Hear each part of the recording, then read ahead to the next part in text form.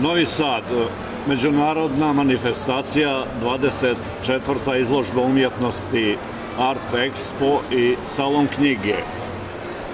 Na ovom festivalu kulture i umjetnosti Udruženje Crnogoraca Novog Sada pod pokroviteljstvom Nacionalnog savjeta Crnogorske nacionalne manjine u Srbiji upriličilo je od 5. do 11. marta Dane crnogorske kulture i umjetnosti.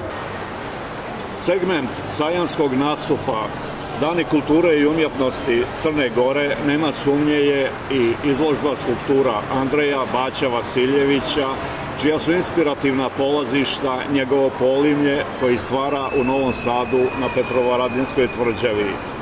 Novosadska golubica, njegova skulptura, se uručuje kao glavno priznanje februarska nagrada Novog Sada.